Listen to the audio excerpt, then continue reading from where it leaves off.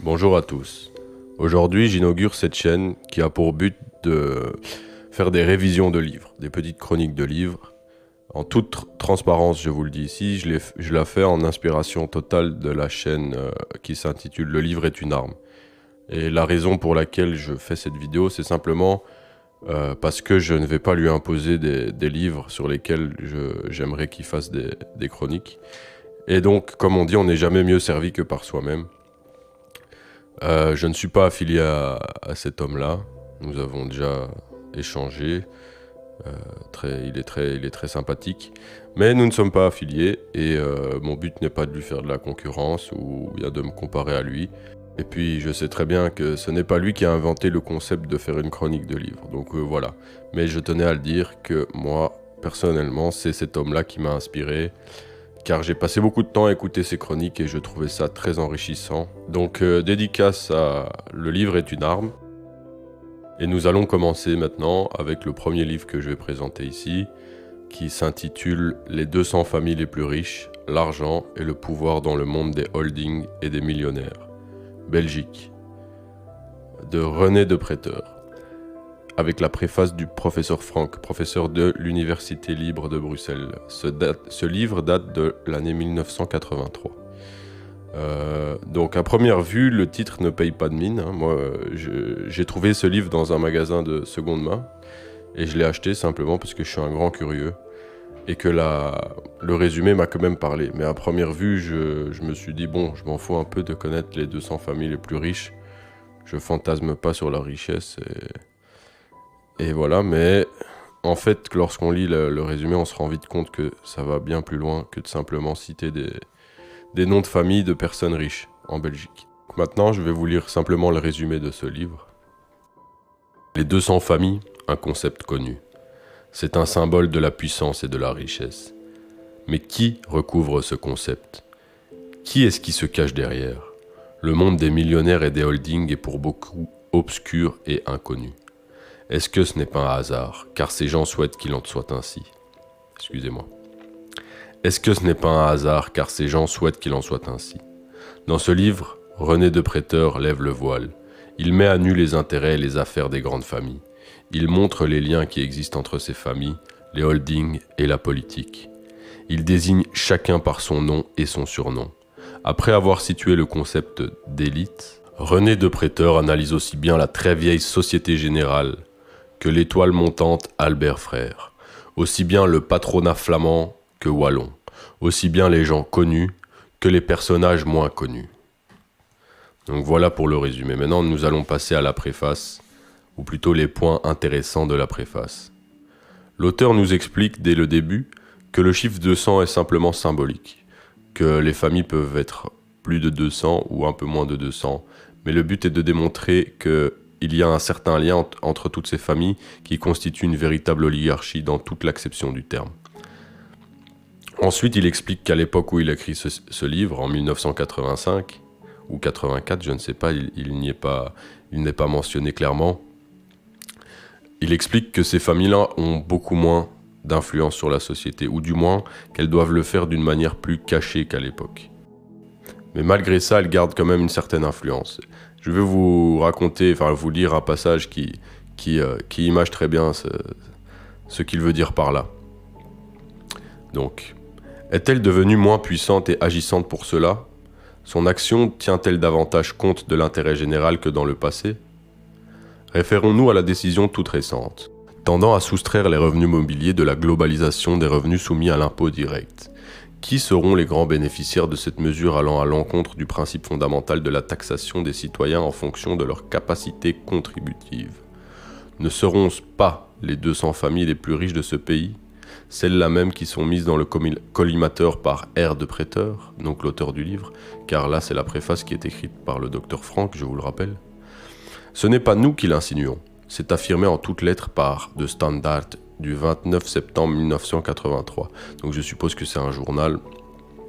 De grandes familles capitalistes telles que les Solvay, les Boel, les Janssen, les Frères et les Bécart obtiendront un cadeau annuel de plusieurs dizaines, voire des centaines de millions, parce que dorénavant, ils ne paieront plus qu'un impôt de 25% sur leurs avoirs en actions, avoirs qui sont connus en ce qui les concerne.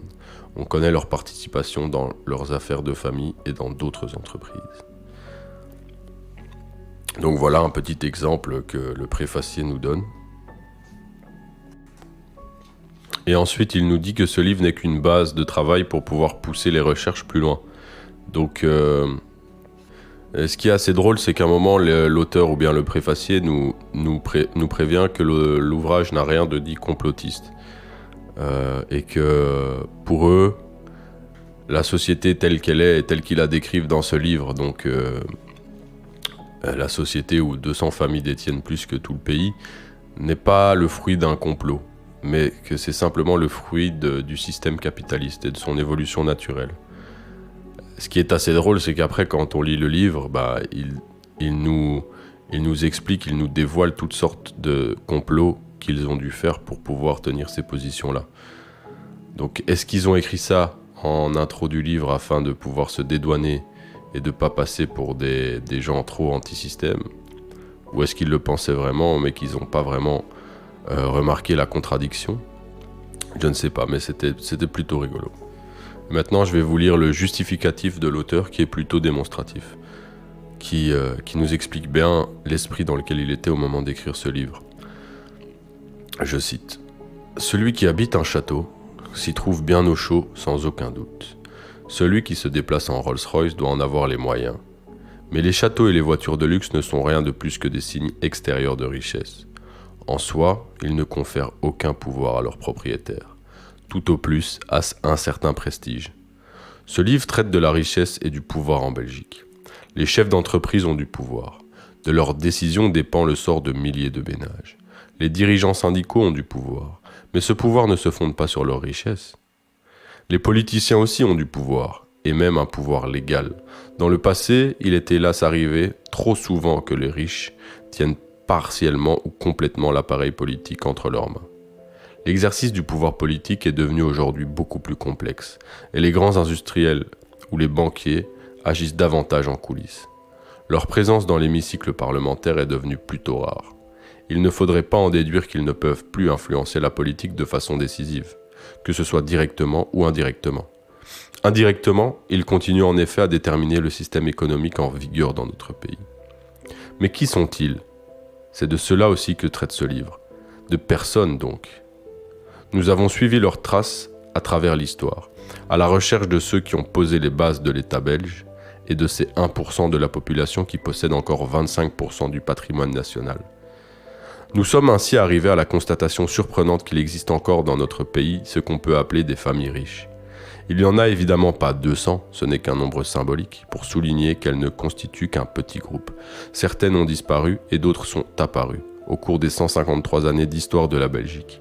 Leurs noms apparaîtront dans les pages qui suivent, car les gens riches ont des noms, parfois reconnaissables à leurs particules nobiliaires, mais souvent aussi plus communs. Cela ne signifie pourtant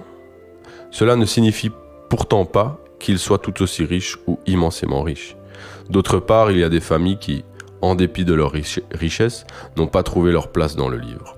Au cours de nos recherches, nous avons rencontré des milliers de noms, de personnes et d'entreprises.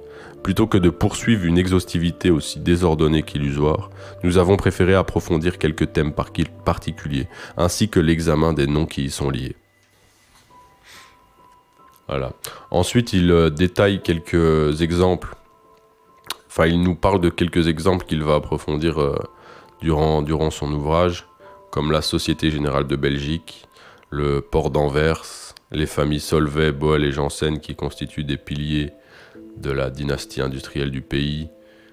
Il parle aussi que la Flandre a toujours été dirigée par une élite francophone. Donc oui, messieurs les nationalistes flamands du Vlaams Belang, si vous faisiez de la politique il y a 150 ans ou 100 ans, vous parleriez français. Donc calmez-vous un petit peu. Et donc voilà, j'ai trouvé le passage qui parle de complot et je vais vous le lire. Ceux qui croient au grand complot capitaliste seront déçus. Le livre n'en parle pas. Nous ne nions pas l'existence ni l'importance des négociations dans l'ombre, des réunions dans les coulisses, loin de là. Mais le grand complot, à notre avis, n'existe pas. Toute société obéit à certaines lois objectives, immunisées contre le hasard et les conspirations. Ces lois, nous les croyons amplement illustrées dans les chapitres qui suivent. Finalement, nous ne saurions trop insister sur le caractère inachevé de notre travail, la manière dont les décisions sont prises dans notre société. Voilà une manière passionnante, mais aussi extrêmement complexe. Personne ne conteste par exemple l'importance des relations familiales et amicales, mais il existe très peu de recherches dans ce domaine. Ajoutez à cela les obstacles aux recherches concernant l'histoire des entreprises, les archives manquent ou sont inaccessibles, des responsables, soucieux de cacher certains épisodes peu édifiants, refusent toute collaboration. Aussi, espérons que notre livre sera une invitation à de recherches plus approfondies. Donc voilà, comme je disais, c'est très drôle parce que tout en expliquant qu'il n'y a pas de complot, mais dans son explication, il nous définit exactement ce qu'est un complot en disant que ça ne l'est pas. Je ne sais pas si j'ai été assez clair, mais vous le verrez de toute façon au sein de l'ouvrage. La noblesse. Dans ce chapitre-là, l'auteur nous explique que durant la Révolution belge, donc quand l'élite bourgeoise s'est rebellée contre le pouvoir hollandais, les bourgeois, donc ceux qui n'étaient pas nobles, mais ceux qui bénéficiaient d'avantages qui étaient uniquement pécuniers, donc des gens qui avaient de l'argent, ont pu pénétrer la noblesse, si on veut. Donc ils ont pu avoir le même statut que les nobles, avoir accès aux mêmes privilèges durant cette révolution, ou à la suite de cette révolution plutôt. Et le roi lui-même avait l'autorisation d'anoblir certains bourgeois, certaines personnes, qui devaient s'inscrire sur une liste et ensuite le roi décidait s'il les anoblissait ou pas, tout simplement. Et c'est toujours le cas, hein. On a des gens qui sont énormément problématiques, qui ont été anoblis, du style Jean-Luc Dehaene, le politicien qui avait dû arrêter ses affaires parce qu'il avait perçu 3 millions d'euros de bonus de l'entreprise AB InBev. Il a été critiqué pour conflit d'intérêts. Donc non, il n'a pas été démis de ses fonctions, mais il a été simplement critiqué. Petite parenthèse, c'est toujours le cas. La royauté belge anoblit tout et n'importe quoi. Elle a anobli divers politiciens qui étaient dans des scandales d'État, comme le mec qui avait été attrapé pour l'affaire Augusta, hein, donc corruption dans des achats d'hélicoptères militaires.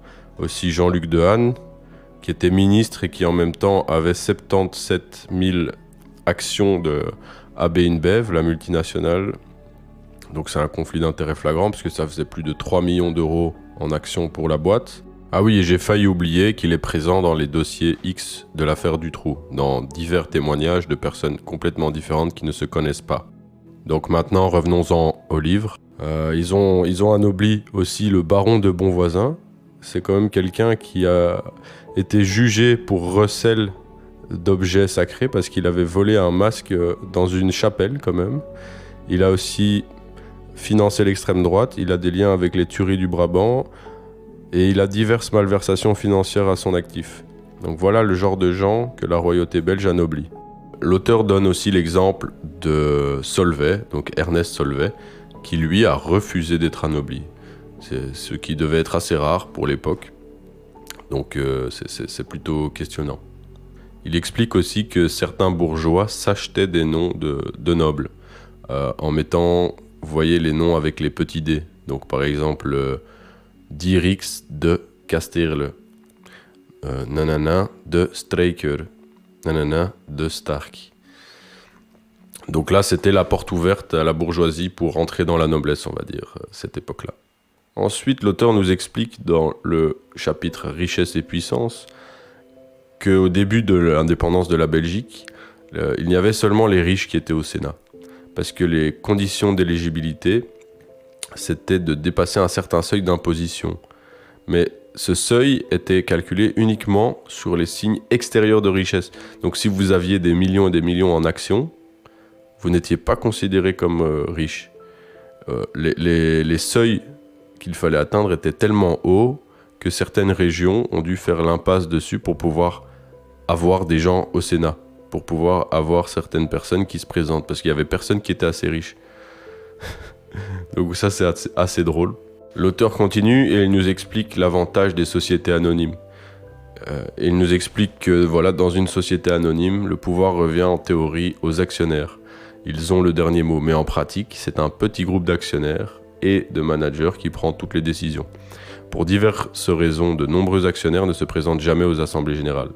De ce fait, il suffit parfois de posséder 20% des actions pour contrôler réellement une SA.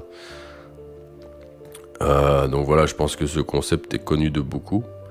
Mais au début, c'était une petite révolution dans le monde du business, les SA, en Belgique. Et il explique comment les sociétés pouvaient donc en détenir plusieurs, simplement en étant majoritairement actionnaires. Que c'est à cette époque qu'on a commencé à avoir des sociétés qui, en réalité, en possèdent une dizaine, une vingtaine, etc. Il nous explique aussi que ces liens entre sociétés sont très souvent corrélés avec des liens entre familles, entre les nobles et les bourgeois. Dans le chapitre Style et habitudes de vie, l'auteur nous décrit un peu leur manière de vivre. Il y a un passage où il nous raconte que le roi Léopold III, le roi qui a collaboré avec les nazis pendant la Seconde Guerre mondiale, organisait 2 battues de chasse à l'an. Une pour ses amis de la noblesse et une pour la haute magistrature. Maintenant, je vais vous lire un passage de ce chapitre. Tous ces événements mondains et bien d'autres encore étaient annoncés il y a quelques années dans le mensuel L'Éventail. Même dans les mots croisés de ce journal, il fallait trouver des noms de nobles. Ce journal mondain a disparu, mais il réapparaît aujourd'hui dans une édition encore plus luxueuse. Il reparaît, pardon.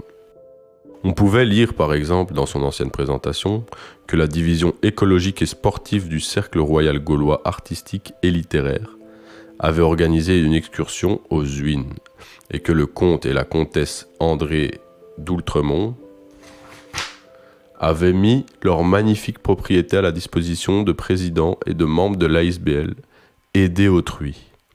Son président, Philippe le Hardy de Beaulieu, y vint, en compagnie des ducs de Bavière, de l'archiduc Rodolphe d'Autriche, de Charles-Emmanuel Johnson et du secrétaire général de l'OTAN, Joseph Luns. Et cela continuait sur le même ton. La bourgeoisie flamande, qui a moins de tradition dans ce domaine, vit un peu plus sobrement, même s'il y a aussi des exceptions. Donc voilà, on voit que déjà à l'époque, en 85, mais je pense qu'il parle au passé, malheureusement il ne définit pas toujours les époques desquelles il parle, mais bon, secrétaire général de l'OTAN, donc c'est après les années 45, après la Seconde Guerre mondiale. Le général de l'OTAN est invité aux soirées de la haute noblesse. Donc ici on voit bien les liens entre le milieu noble consanguin et le complexe militaro-industriel. Et on voit bien que ces structures ne sont pas indépendantes les unes des autres, mais qu'elles sont bien reliées. Et on peut dire que cela est très très bien imagé par le groupe Bilderberg, dont l'auteur nous parle juste à la suite de ce passage sur le général de l'OTAN qui était invité aux soirées, au parti de chasse, pardon.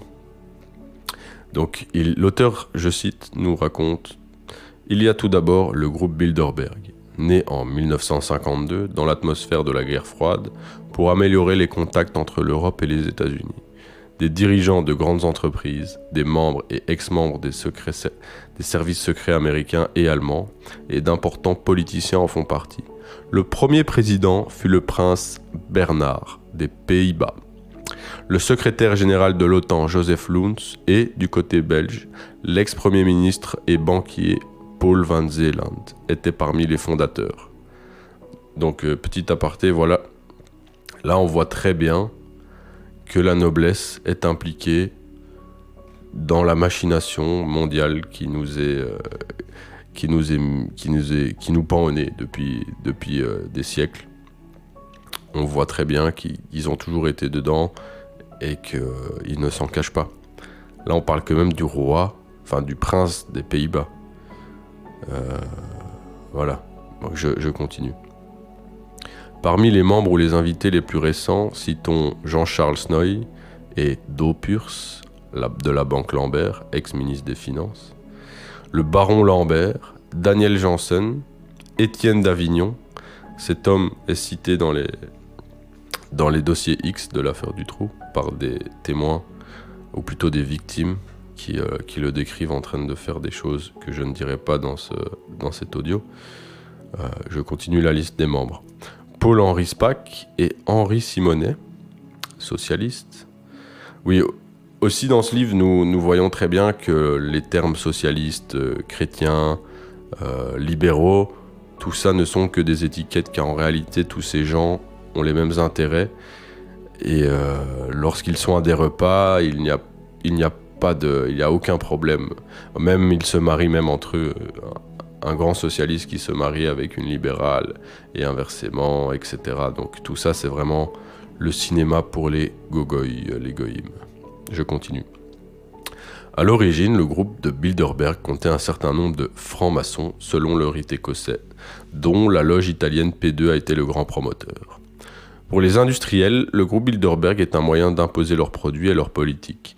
Divers membres du groupe Bilderberg, et parmi eux le prince Bernhard, ont été impliqués dans le scandale Lockheed. Günther Fahl, ex-directeur de IG Farben, donc l'entreprise chimique qui a aussi collaboré avec les nazis en 1945, qui fut condamné au procès de Nuremberg, était un des dirigeants de Lockheed. Fahl était aussi un des membres fondateurs du groupe Bilderberg. Donc voilà. Ensuite, l'auteur nous parle de la commission trilatérale, des Rockefeller. Il nous dit que les objectifs de Bilderberg et de la trilatérale ne diffèrent guère. Mais la trilatérale s'intéresse appareusement plus au monde des affaires. Un certain nombre de personnes sont dans les deux clubs. Et oui, parmi les membres belges de la trilatérale, citons René Boel-Solvay, Étienne d'Avignon, lui il est dans tous les bons coups, Daniel Janssen, le baron Lambert, Mark Heiskens, Luc Waters, Joseph Houteus et Henri Simonet. Donc il est clair que tous ces phénomènes ne sont pas typiquement belges. L'existence d'une élite peut être observée dans tous les pays du monde. Oui, sauf qu'il n'y a pas des membres de l'élite de tous les pays du monde qui sont initiateurs et membres fondateurs du Bilderberg. Et il n'y a pas des membres de l'élite de tous les pays du monde qui sont dans la trilatérale. Je pense pas que l'élite indonésienne ou l'élite, je sais pas moi, chilienne ait des membres fondateurs de la trilatérale ou du groupe Bilderberg.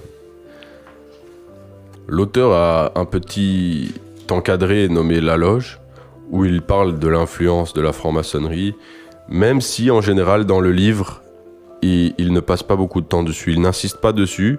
C'est un peu dommage quand on sait que tous les membres de cette noblesse, pour la plupart, étaient des grands francs-maçons et sont des grands francs-maçons, comme Ernest Solvay, ou encore le créateur de l'Université libre de Bruxelles, la plus grande université belge, sont des francs-maçons revendiqués. Mais c'est dommage qu'il n'en parle pas plus que ça. Il a un petit encadré dessus, mais il ne dit rien de très intéressant, malheureusement, sur le sujet. Et il ne parle pas des liens de la franc-maçonnerie avec la royauté, avec des exemples du style Monsieur Poulart, l'architecte du palais de justice, qui était à l'époque le plus grand palais de justice du monde. Hein. Mais ce n'est pas le sujet du livre. Mais même si ça reste des liens qui sont intéressants, l'auteur, dans son petit encadré, lui, dit qu'il ne faut pas exagérer l'influence qui émane aujourd'hui de la franc-maçonnerie. Moi, je dirais qu'il ne faut pas, au contraire, sous-estimer. Car il y a plein d'histoires où on remarque la puissance des loges. Dans une histoire comme l'affaire Dutroux, par exemple, où on voit des magistrats, des policiers, des journalistes, toutes sortes de gens issus de milieux qui ne sont pas connectés, enfin si qui sont connectés, mais qui ne sont pas des mêmes, qui sont pas les mêmes milieux de base. Mais quand on voit qu'ils travaillent tous au même objectif dans certains cas, moi je pense qu'il ne faut au contraire pas sous-estimer la franc-maçonnerie. Et voilà, c'était tout pour aujourd'hui, car j'ai divisé cette vidéo en 3 parties, étant donné qu'elle fait 80 minutes. Sinon, c'est beaucoup trop indigeste. Personne va écouter 80 minutes d'audio à la suite. Donc voilà, je vous l'ai découpé en 3 et on se retrouve bientôt pour la partie 2. Au revoir.